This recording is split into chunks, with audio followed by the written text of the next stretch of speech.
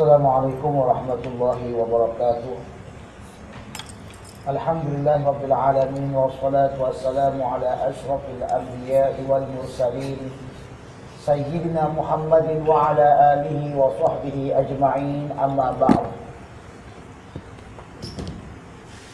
Puja puji syukur kita kepada Allah Subhanahu wa taala, selawat kepada Rasulullah sallallahu alaihi wasallam. Telah kita bincangkan sebelumnya tentang masalah khabar itu atau hadis itu terbagi kepada dua bahagian. Yang pertama musnad, yang kedua mursal. Dan hadis yang musnad ini para ulama memandang mesti memiliki beberapa syarat agar dia diterima. Yang pertama ittisalu sanad, sanadnya yang bersambung. Mesti sanad tersebut bersambung daripada seorang sampai pada Rasulullah SAW. Sebagaimana yang telah saya terangkan, bagaimana caranya kita mengetahui persambungan antara murid dengan guru. Yang kedua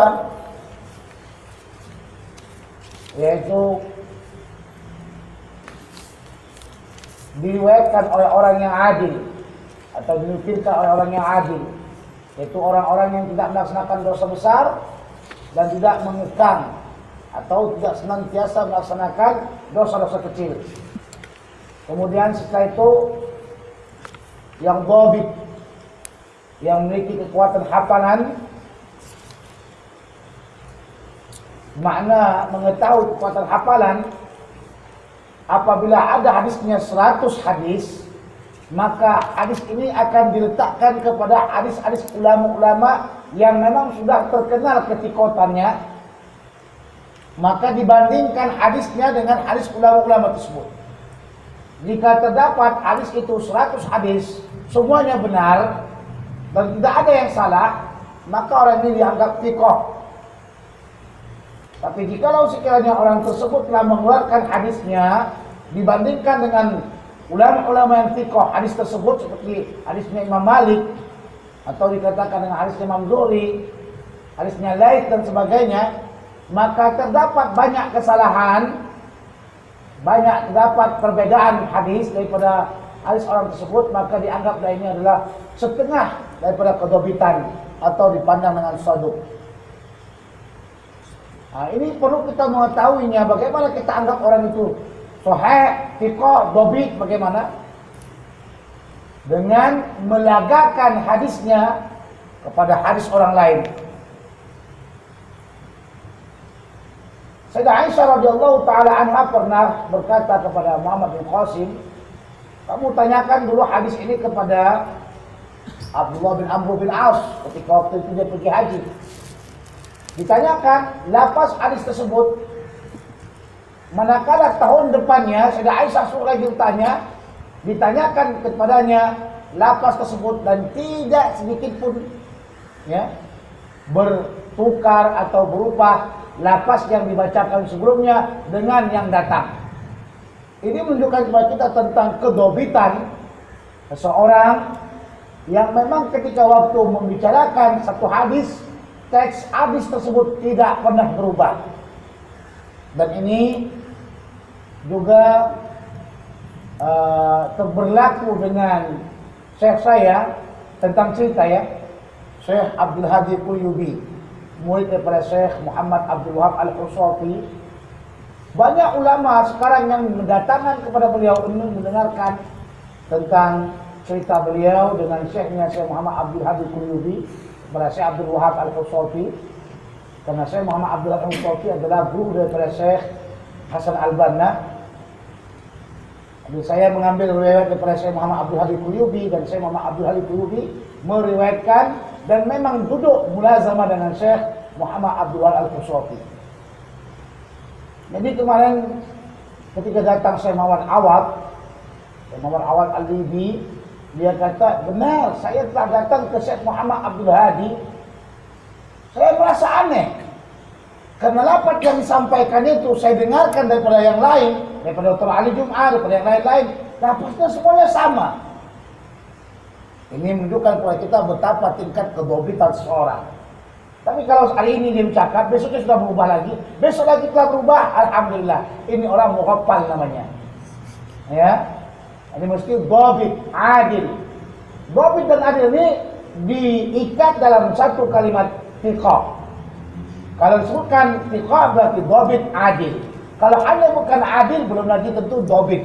Kalau disebutkan dobit, belum tentu adil. Begitu manusia. Orangnya Masya Allah, hafalannya kuat, betul. Tapi orangnya fasik. Ini bukan namanya dobit, bukan namanya thiqah. Mungkin orangnya itu warak betul, Masya Allah. Kita tengok macam malaikat beribadah, rajin kepada Allah SWT. Tapi tengok rupanya orangnya muhaffal. Garis, maaf, aku dah lupa. Muhaffal. Jadi yang kita inginkan, hadis orang yang dobit, orang yang adil, yaitu dalam satu ikatan, dia thiqah. Ya. Dan hadis itu tidak dapat padanya syadz, tidak menyalahi riwayat orang yang lebih kuat daripadanya, dan tidak terdapat padanya illat yang akan menghancurkan dan memburukkan keutuhan kualitas daripada hadis tersebut. Inilah yang disalah oleh para ulama-ulama tentang mana hadis-hadis yang dapat diamalkan. Pertama apa tadi? Sanadnya bersambung. Yang kedua, ya,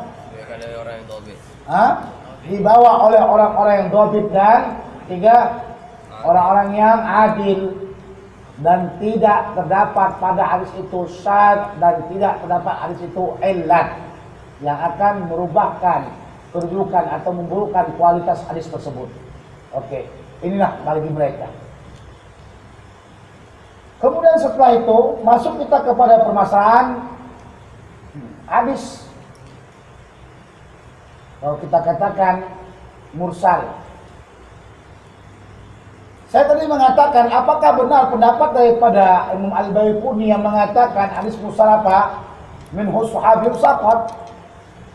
Di sini Imam Ibnu Hajar Asqalani dalam kitabnya Nuzhatun Nadhar mengatakan, yang dikatakan mursal itu adalah seorang tabi'in langsung meriwayatkan daripada Rasulullah SAW, yang kita tidak tahu tabi'in itu sebenarnya meriwayatkan daripada siapa. Karena yang gugur, yang digugurkannya adalah mungkin saja tabi'in dan sahabat, mungkin saja tabi'in kabir dan sahabat, mungkin saja tabi'in shaghir, kemudian tabi'in kabir, mungkin sahabat, mungkin. Karena andai kata kita katakan yang mursal ini, yang gugurnya adalah sahabat, itu hadis tentu dengan langsung kita akan katakan diterima dan diamalkan. Tapi kenyataannya ulama berkhilaf tentang masalah apakah hadis mursal ini diamalkan atau tidak. Bahkan jamhur ahli hadis mengikut dengan Imam Syafi'i dan para ulama fuqaha mengatakan tidak diamalkan atau tidak dijadikan hujjah. Kenapa? Dianggap dia termasuk hadis yang munqati, hadis yang terputus. Dengan begitu tahulah kita definisi yang telah dibuat oleh Al-Baiquni ini adalah tidak sesuai dengan apa yang telah disebutkan oleh Imam Ibnu Hajar Asqalani, yang menyatakan semestinya tidak seperti itu, karena kita mengetahui yang gugur itu bukan sahabat, yang gugur mungkin tabi'in, yang gugur mungkin tabi'in. Kalau tabi'in yang gugur, kita tidak tahu siapa dia, mungkin dia dhaif. Tapi kalau yang gugur itu sahabat, tentu kita akan mengetahui bahwasanya itu sahabat, dan sahabat itu semuanya udul, adil. Maka dengan begitu hadis itu ada sahih. Cuma permasalahannya sekarang adalah siapa yang gugur. Dengan begitu kita mengetahui mursal dalam masalah mursal terdapat beberapa perbedaan di antara ulama. Ada yang mengatakan hadis mursal ini tidak langsung diamalkan, tidak boleh diamalkan. Ini adalah kelompok daripada ulama-ulama ahli hadis yang mengatakan mursal tidak diamalkan disebabkan mursal ini sebenarnya golongan daripada hadis yang munqati, yang terputus sanadnya. Maka hal ini ya dikuatkan oleh para ulama-ulama ahli hadis. Yang kedua, pendapat daripada Imam Syafi'i rahimahullah taala anhu yang mengatakan mursal sebenarnya ini tidak dapat diterima dan menjadikan hujjah kecuali ada kecualinya. Apabila mursal tersebut telah diriwayatkan oleh kibarut tabi'in, yaitu ahli-ahli tabi'in yang besar, yang memang biasanya riwayatnya daripada seorang sahabat atau banyak sahabat. Seperti mursalnya Ibnu Musayyab atau Musayyib,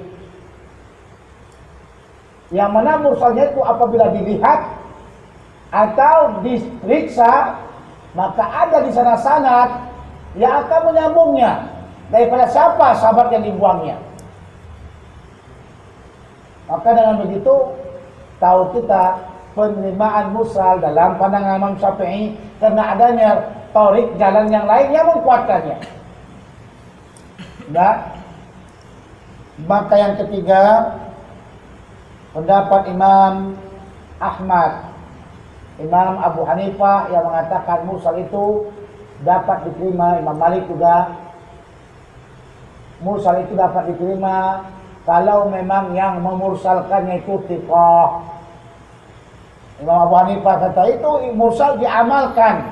Kenapa? Karena memang sudah jadi kebiasaan para orang-orang tabi'in tidak menyebutkan sahabat, langsung dikata qala Allah, qala Rasulullah. Pada masa zaman tabi'in, kalau hadis itu sudah memang biasa, ya, maka mereka langsung mengatakan qala Rasulullah sallallahu alaihi wasallam. Dengan begitu, tahulah kita bahwasanya dalam masalah mursal ini terdapat perkhilafan di antara para ulama-ulama. Dari sebab khilaf inilah terjadi khilaf dalam hukum. Yang satu tidak mau menerima mursal, yang satu lagi menerima mursal, tapi kalau sekiranya ada yang menguatkannya, satu lagi langsung menerima mursal. Tapi dengan syarat yang memursalkannya, yang menyatakannya itu mesti orangnya sahih thiqah, langsung qala Nabi sallallahu alaihi wasallam, dan itu merupakan kebiasaan para ulama tabi'in.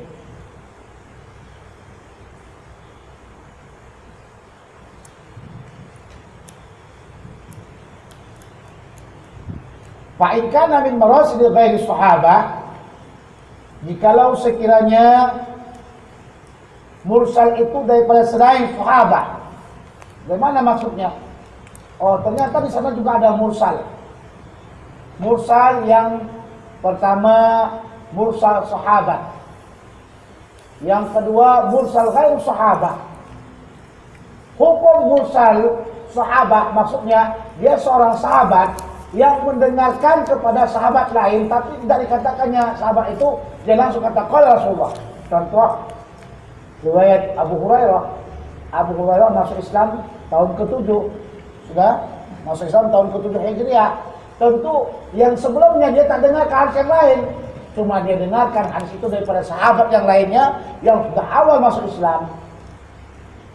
Manakala dia ingin sampaikan hadis tersebut yang didengarkan, ya, maka hadis yang didengarkannya itu dia tidak mengatakan daripada sahabat yang lain, bahkan dia kata dari Rasulullah langsung, padahal dia tidak dengarkan dari Rasulullah. Bagaimana hukumnya ini? Hukumnya ini sama.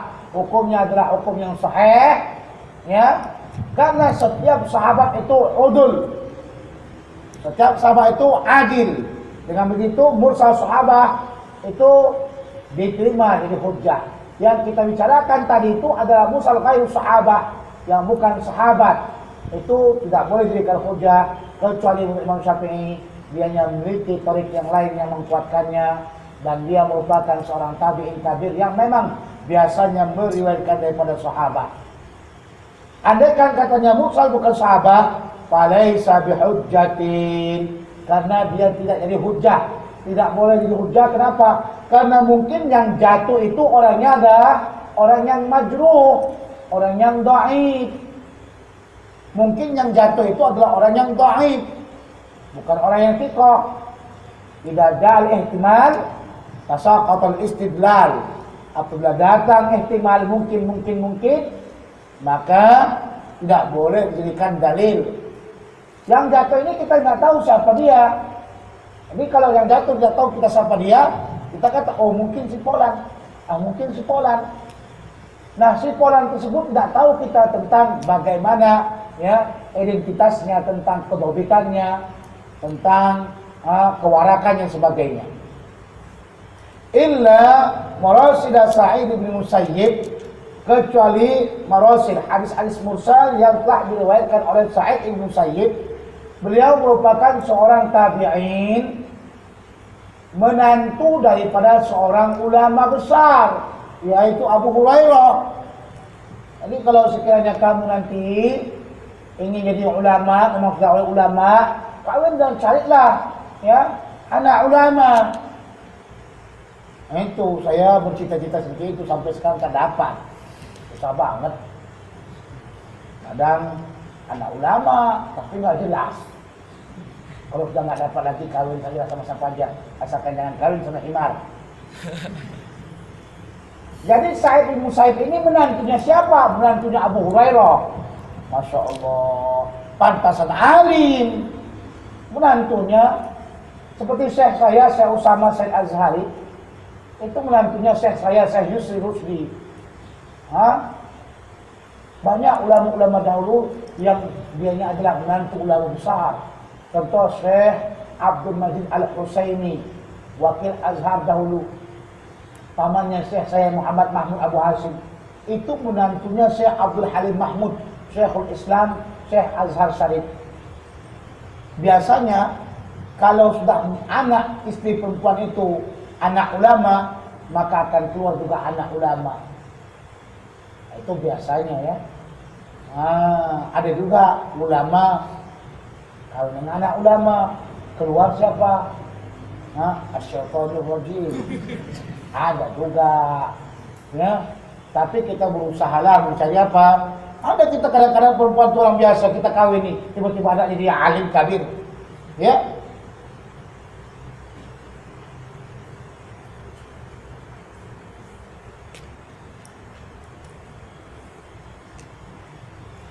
Fa innaha futtisat wa wudiyat masalib. Maka ketika hadis mursal yang dibawa oleh Sa'id bin Musayyib ini diperiksa, diteliti, namanya sabar. Sin baro, sabar. Apa sabar? Yaitu diteliti turuk-turuknya semuanya, kumpul semua turuk dari polan. Ternyata ini hadis yang telah diriwayatkan dengan mursal, terdapat hadisnya itu bersambung, disebutkan siapa sahabatnya. Itu dia. Jadi kalau gitu jadi mausul.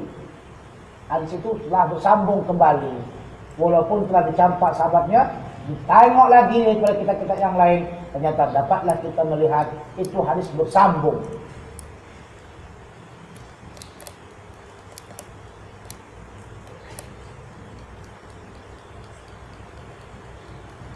Paham tidak? Paham? Oke, kita kembali tinggalkan masalah mursal karena kamu sudah paham. Kamu tentang khilaf antara ulama dengan mursal. Kita mazhab Syafi'i, kita tidak beramalkan dengan mursal, ya. Tapi kita beramalkan dengan mursal sebenarnya itu ada ikatan, ada penguatan dari tarik yang lain. Kalau boleh kita kata dari segi yang lain, dia bukan dari mursal lagi, sudah mau mausul.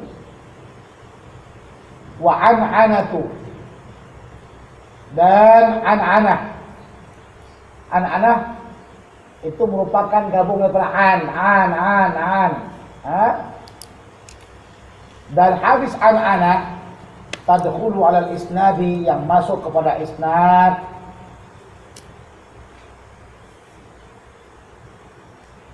Jadi katanya kalaupun dia an itu akan masuk juga kepada hadis yang bersanad, tapi dengan syarat, bukan sembarangan. Coba kita lihat, bila masa seseorang itu mengatakan an. Pertama, apabila dianya itu meriwayatkan hadis dan dia dengar hadis itu dengan dapat ijazah daripada seorang gurunya.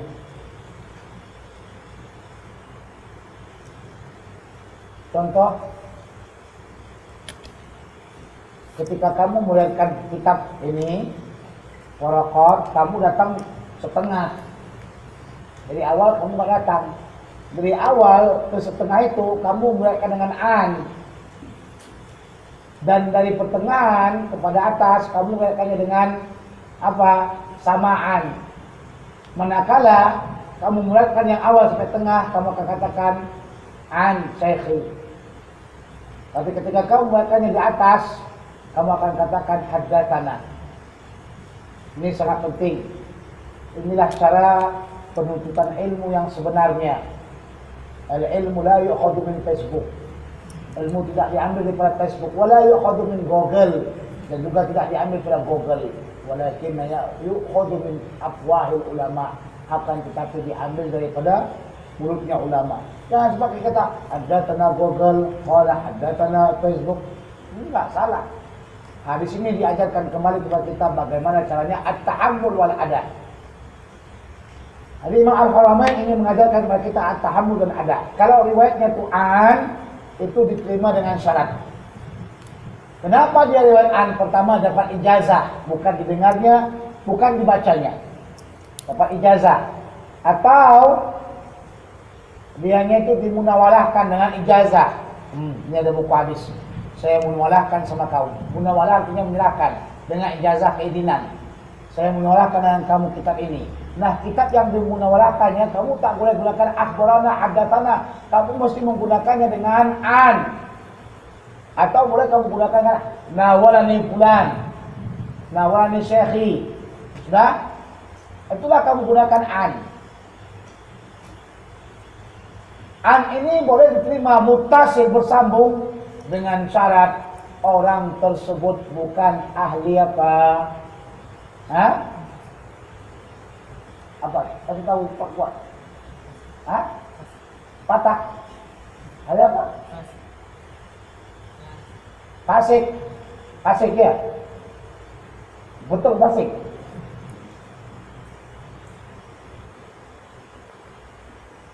Apabila hadis itu digunakannya dengan an, ya, digunakannya dengan an, ternyata orang ini suka buat satu hal.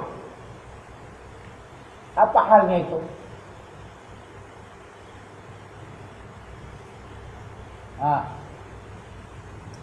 Apa halnya? Tahu tak? Dia itu tidak jumpa dengan gurunya. Disebutkannya an, atau tak didengarkan dari gurunya. Disebutkannya langsung an. Hadis apa namanya itu? Hadis apa namanya? Gak tahu. Hadis apa namanya? Yang dia tak jumpa sama gurunya.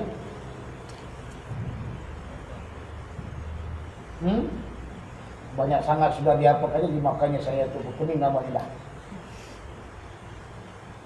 Ini tidak ada di sini.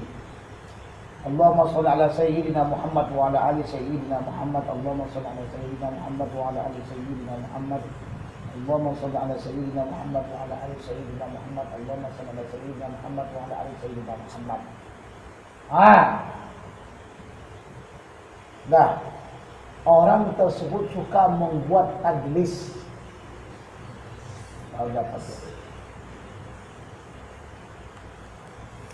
Apabila seseorang yang suka tadlis, dia menggunakan an, itu tidak bersambung.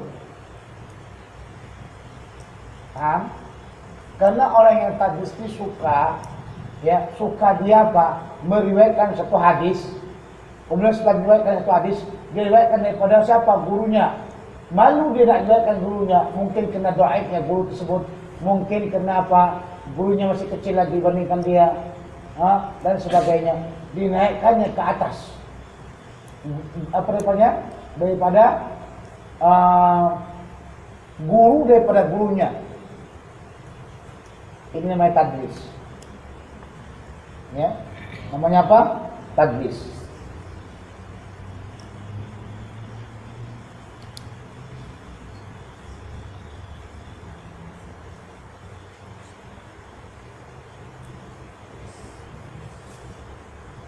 Jadi kalau begitu ada 3 syarat.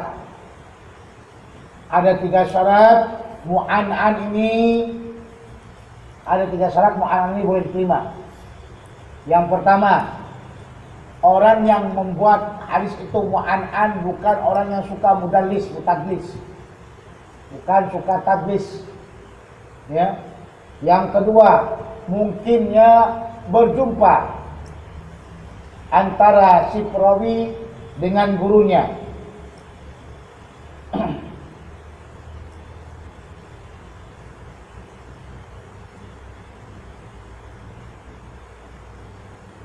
Yang ketiga, adanya bukti bahwasanya kedua mereka itu berjumpa.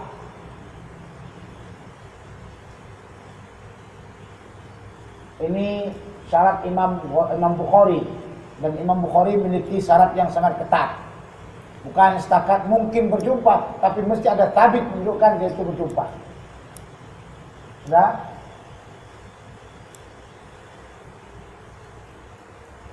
Tiga syarat, sebutkan satu-satu.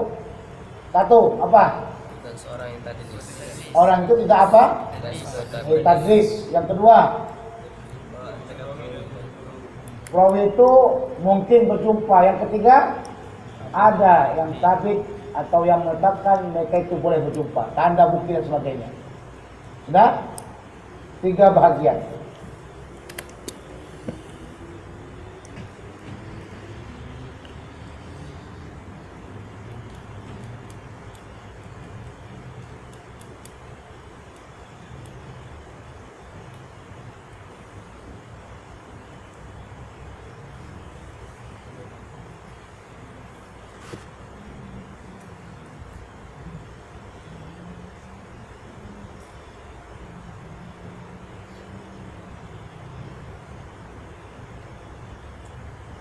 Jadi yang masalah tadlis tadi, yang pertama tadlis syuyukh. Tadlis syuyukh, dia kata hadatsani fulan, dibuat nama gurunya banyak sangat. Hadatsani Al-Syekh Abdul Faid Alamuddin. 1. Hadatsani Syekh Al-Angkati. Hadatsani Ibnu Hayyan. Hadatsani Ibnu Sayyad. Sayyad artinya tukang pancing, tukang ikan. Ayah saya tukang ikan. Semua itu dia. Nama beda-beda, satu orang aja orangnya. Udah, orang pikir banyak sangat nama syekh ini. Rupanya satu orang saja. Nah itu tadlis. Atau disebutnya nama gurunya yang tidak masyhur sehingga orang tak tahu. Apa tujuannya? Supaya jangan nampak gurunya itu dhaif. Tak boleh. Yang kedua tadlis isnad. Yang kedua tadlis isnad.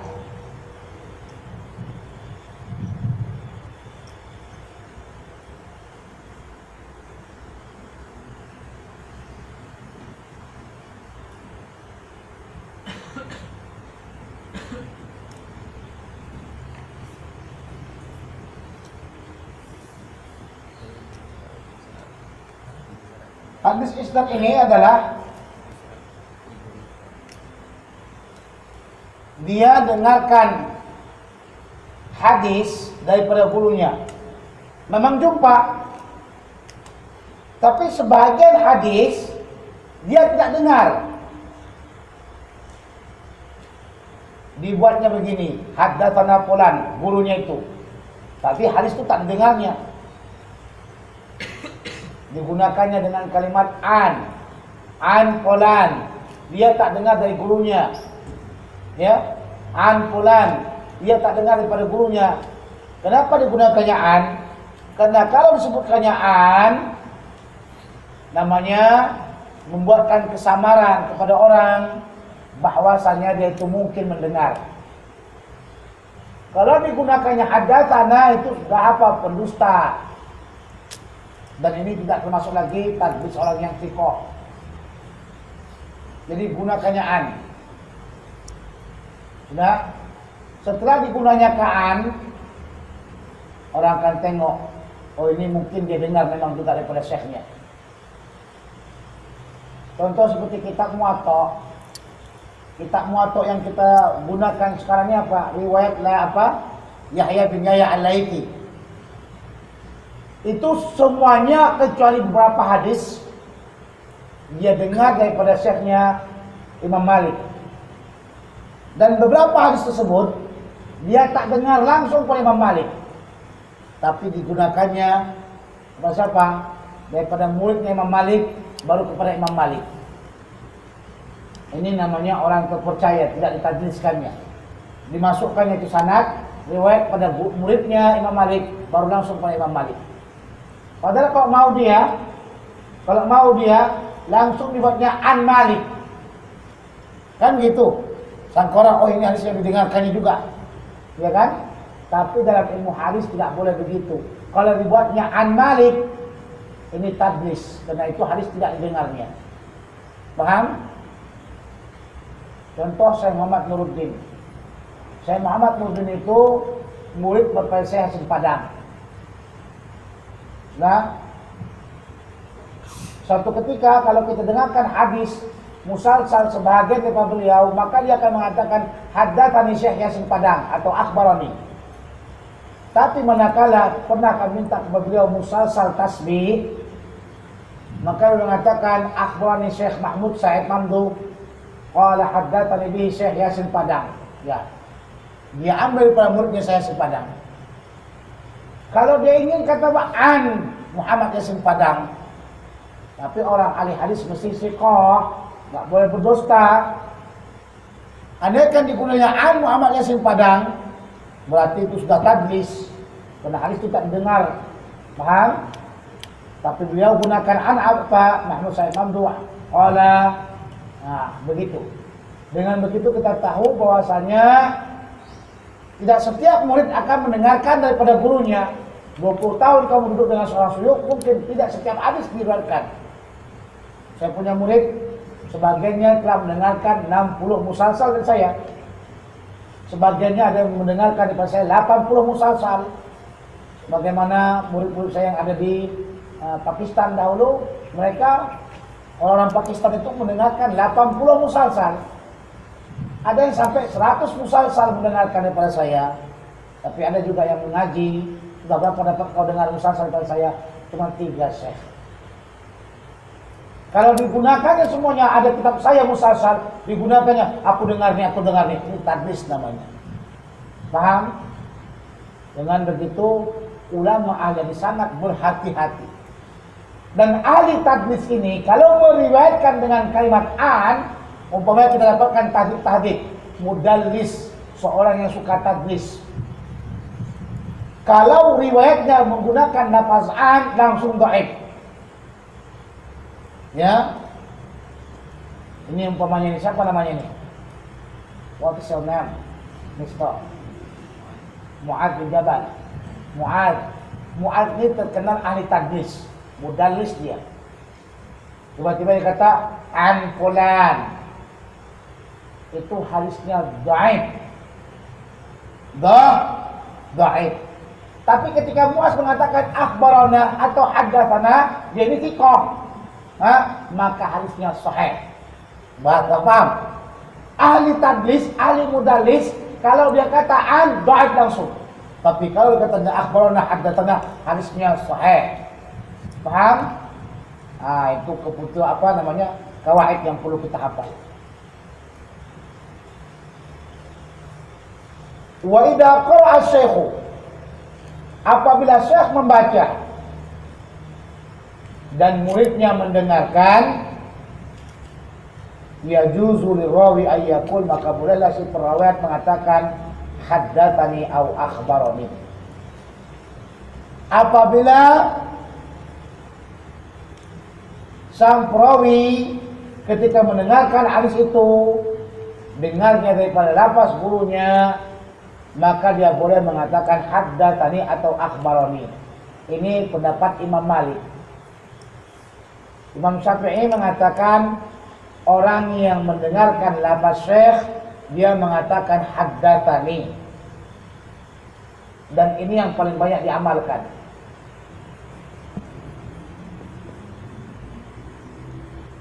Apalagi zaman mutaakhir sekarang begitu sistem dia. Kalau kita dengarkan lafaz syekh kita katakan haddatsani. Nah, wa in qara'a huwa 'ala syekh, wa in qara'a huwa 'ala syekh, jikalau dia baca kepada syekhnya, fa yaqulu akhbarani, maka dia baca akhbarani, wa la yaqulu haddatsani, tak boleh dia baca haddatsani. Sekarang kamu baca ke saya. Nah, nanti ketika kamu memuriatkan hadis yang kau baca tuh kepada orang lain, maka kamu kata apa? Akhbarani, jangan haddatsani. Paham? Akhbarani. Nah, sekarang nama siapa? Hafiz. Hafiz baca kepada saya. Sudah? Kamu mendengar siapa namanya? Saya pun mendengar daripada bacaan dia. Saya dengar, bukan ngantuk. Nah, maka saya pun ini ketika waktu meriwayatkan kepada orang lain, dia kata akhbarani fulan, kita mengkhabarkan kepada fulan, atau akhbarani Muhammad Husni Ginting. Boleh dia buat begitu. Boleh juga ditambahnya akhbarani Muhammad Husni Ginting bi qiraati Hafiz. Boleh. Itu lebih mantap lagi. Dan ulama dulu banyak buat begitu, sehingga ingat dia. Oh, rupanya sama-sama belajar. Gitu. Seperti itu mestinya. Dulu dikatakan Syekh Al-Alim Al-Allamah Al-Muhaddits Al-Sayyid Muhammad Abdul Hayy Al-Kattani membacakan kitab Sahih Bukhari di Makkahul Mukarramah di Masjidil Haram. Yang membacanya itu adalah Umar Hamdan Mahrosi. Maka ketika yang lain mendengarkan dan meriwayatkan kepada yang lain, dia kata haddatsani akhbarani al-alim al-allama al-muhaddits ar-ruhalah. Ar-ruhalah orang yang paling banyak berihlah. Dan saya boleh digelar ar-ruhalah, banyak berihlah kemana-mana mencari ulama. Ar-rawiyah, arti rawiyah bukan periwayat hadis.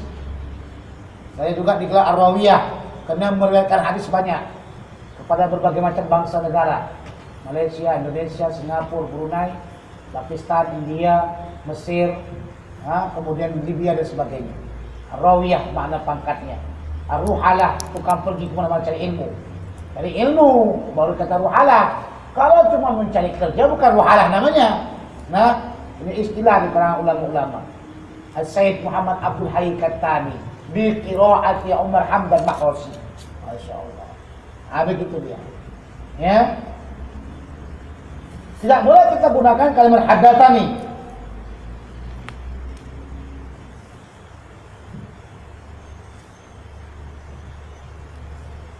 Wa in ajazahu syekhu min ghairi qira'atin fayaqul rawi ajazani au akhbarani ijazatan. Andaikan diijazahkan, apa ijazah? Diizinkan untuk meriwayatkannya. Sekarang kamu tak pernah baca. Ini sekarang ijazah syekh, ijazah syekh. Sudah dibaca awal akhir sama syekhnya. Syekh, ijazah syekh. Untuk apa lagi ijazah? Dari baca dah. Paham tak maksud saya? Kalau kitab sudah dibaca, itu lebih kuat lagi pada ijazah. Ijazah, kamu tak baca, tak dengar. Nah, saya ijazahkan. Itu. Paham tak? Insyaallah kalau nanti malam kita akan memberikan sanad ini, kitab Waraqat. Bagi yang setengah membacanya, dia dapatkan samaan daripada saya setengah. Sementara yang lainnya itu namanya ijazah, karena dia tak membaca. Yang ikut awal akhir maka dia samaan semuanya. Paham? Ada seorang syekh memberikan ijazah. Hafiz, saya ijazahkan kepada kamu kitab Sahih Bukhari. Berarti saya izinkan kamu meriwayatkan kitab Sahih Bukhari. Saya izinkan kepada kamu kitab Matan Arba'in. Berarti saya ijazahkan dia. Kalau nanti dia mau riwayatkan kepada yang lain, dia kata an Syekh Muhammad Husni Ginting. An atau ajazani Syekhi. Paham? Paham tidak? Boleh dia gunakan akhbarani, tapi di akhirnya mesti diingatkan ijazatan. Saya kira ini perlu sekali kita pahami dengan al-ada wa tahammul. Pernah dengar? Pernah baca kitab ini ada wa tahammul? Pernah dengar? Pernah baca? Alhamdulillah. Itulah untungnya kamu datang. Kalau memang tak datang, tak pernah dengar, tak pernah baca. Betul tak? Betul tak? Ini dihafal ini dah. Inilah yang namanya ilmu talaqi. Apa pentingnya itu sanad itu? Apa gunanya itu katanya? Apa guna itu sanad katanya? Kita baca Quran enggak pakai sanad kan dapat pahala juga. Allah. Mana ada Quran katakan sanad? Allah sudah mengatakan dalam Quran pun pakai sanad. Mana itu? Wa 'allama Adama asma'a kullaha. Dan Allah mengajarkan kepada Adam semua nama. Berarti siapa guru Adam? Allah. Dari mana ilmunya Adam? Allah.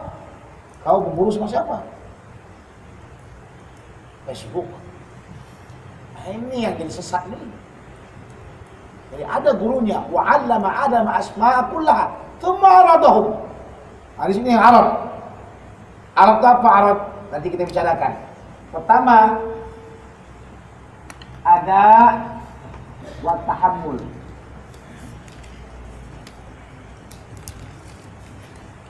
Apa yang dikatakan ada, apa yang dikatakan tahammul ini ya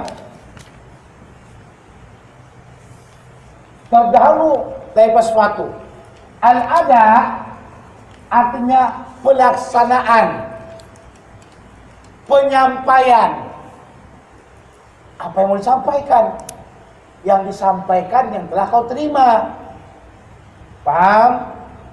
Wa tahammul artinya bagaimana caranya mengambil ilmu. Bagaimana caranya mengambil ilmu. Sudah? Semestinya at-tahammul wal ada, tapi biasa dapat ada wa tahammul. Oke. Saya mau bicarakan tentang masalah at-tahammul, bagaimana kamu mencari ilmu.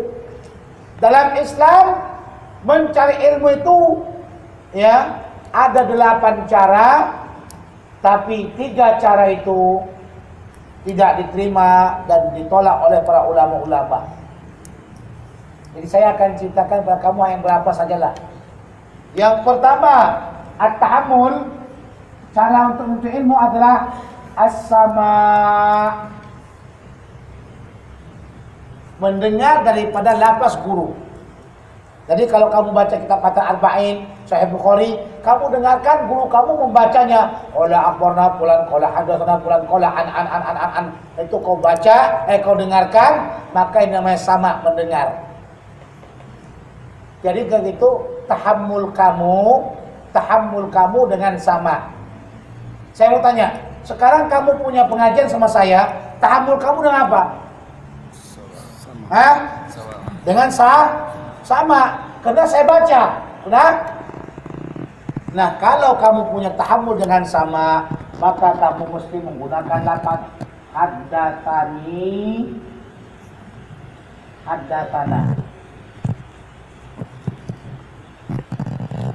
Kalau kau sendirian, haddatsani. Kalau keramai macam gini, haddatsana. Kalau begitu kau dah tahu kenapa ulama ahli hadis gunakan haddatsana. Yang selamat kenapa haddatsani? Kenapa akhbarana? Kan begitu tanya kita kan? Setelah itu kau tahu mesti yang haddatsani ini apa, haddatsana apa. Ini cara untuk menyampaikan. Kamu sudah dengarkan daripada saya Matan Arba'in Nawawiyah dengan lafaz saya, maka kamu ingin riwayatkan kepada orang lain. Gak perlu minta Syekh, minta izin saya nak baca kitab Arba'in sama kawan-kawan saya. Tak perlu. Kamu sudah dapat izin dengan sama. Itu lebih kuat. Sama ini nomor 1, number 1. Paling kuat. Nah, oke. Baru setelah itu, yang nomor 2, al-qira'ah. Bacaan. Nomor 2, bacaan. Kamu membaca kepada saya atau teman kamu membaca kepada saya dan kamu dengarkan, ini namanya qiraah. Ya, apa namanya? Qiraah. Yang pertama kali haddatsani sami haddatsana, dan boleh juga digunakannya sami itu untuk adanya. Nah, yang qiraah ini kamu gunakan akhbarani, akhbarana. Nah, kemudian kamu boleh kata qara'tu ala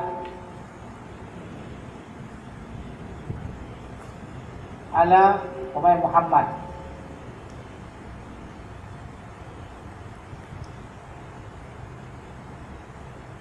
Qara'tu ala Muhammad. Boleh kamu gunakan itu. Atau boleh kamu gunakan haddatsani fulan qira'atan. Qiraah ya.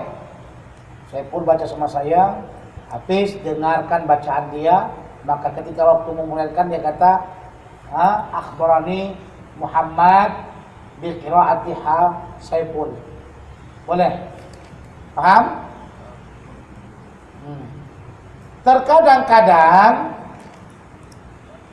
kalimat akhbarana haddatsani ini dipotong dalam kitab. Itu sangat nulis tidak. Banyak sangat haddatsani akhbarana pening kepala. Dipotong dengan kalimat ana. Atau di sini tani, tanah. Tani, tanah. Ana. Nah. Tulis itu betul. Dan kalau nanti baca ana, saya. Salah. Ketika kau baca kitab qala Muhammad akhbarana fulan qala ana. Salah itu dah. Bacaannya memang ana, tapi mesti dibaca akhbarana. Tulisannya ana, bacanya akhbarana. Nah, itu tulisannya na, tapi kita mesti baca akhbarana. Di sini ada tani. Banyak orang salah kalau nggak baca ahli hadis. Tani telah memuji aku. Muji. Salah. Tani artinya ada tani. Tulisannya tani, tapi wajib kita baca haddatsani. Tulisannya tanah, wajib kita baca haddatsana. Jadi masalah ini jangan kita membuatnya pening kepala. Hafal haddatsani itu tani, haddatsana, tanah, akhbarana, ana, na. Sudah? Yang ketiga,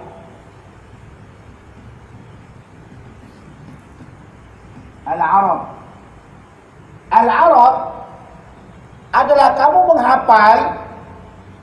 menghafal apa kitab Matan Arba'in. Datang kau ke saya. Kau baca hafalan kau itu. Ini Arab. Ya. Itu boleh kau gunakan akhbarani. Ya, waktu punya arad tu ala fulan. Dalamnya Quran, thumma aradahum 'alal malaikah. Yakni kenapa? Summa qara'ahu atau summa kallamahu, enggak. Thumma aradahum. Kemudian Nabi Adam mengarad. Apa mengarad? Dia sebutkan dengan hafalan dia. Jadi arad dengan hafalan. Ya. Kalau qiraah tak pakai hafalan. Yang keempat, munawalah dengan ijazah.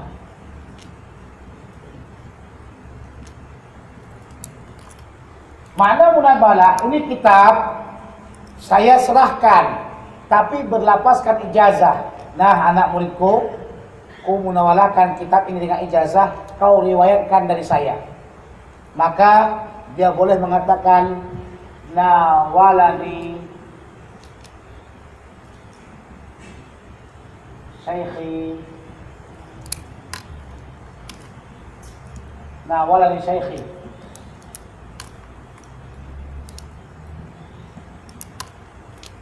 Ya, atau dia tambah ijazatan. Nawalani syaikhi ijazatan. Ini lebih kuat dibandingkan ijazah saja. Yang kelima, ijazah saja, mujarab ijazah. Saya akan ceritakan sampai 5 saja. Yang bawah tak akan ceritakan. Wasiat, wijadah, itu semuanya ulama tak terima. Nah, ijazah, pemberi izinan. Nah, saya izinkan sama kamu amalkan. Nah, saya izinkan kepada kamu riwayatkan. Nah, kamu akan pada saya. Namanya apa? Ijazah. Ijazah terbagi 2 secara global, ijazah umum, ijazah khusus. Ijazah umum maknanya semua ilmu diijazahkannya, semua kitab diijazahkannya. Sementara ijazah khusus, ya, ijazah khusus itu apa? Nah, ini kitab Matan Arba'in, saya ijazahkan khusus bagi kamu. Paham? Nah, ini sudah kamu tuliskan. Saya tuliskan kepada kamu 4 pembagian ijazah supaya kamu tahu. Dengan begitu insya Allah baru kamu suka dengan pengajian ijazah. Besok-besok tak pergi ijazah saja. Syekh ijazah, ijazah. Menegakkan kubur pun dengan ijazah. Ada orang tanya sama saya, Syekh, dia kan dapat musalsal serban, tasbih, musalsal apa lagi, minyak wangi, musalsal apa lagi, macam-macam musalsal. Tanya sama saya, Syekh, ada tak musalsal jubah luar? Macam-macam pertanyaan. Saya kata, kenapa tak tanya, Syekh, ada tak musalsal sependek? Subhanallah.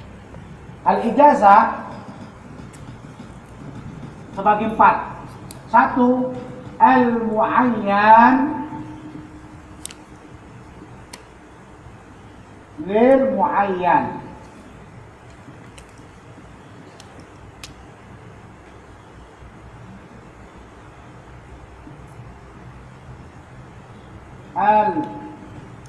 Al-mu'ayyan li ghairi mu'ayyan.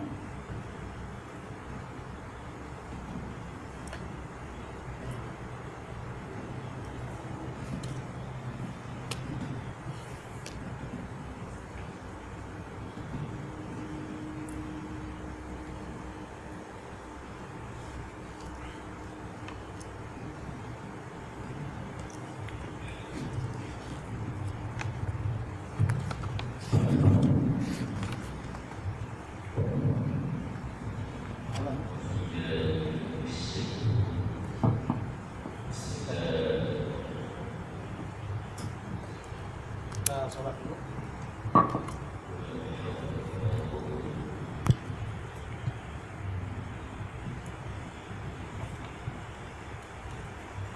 Thank you.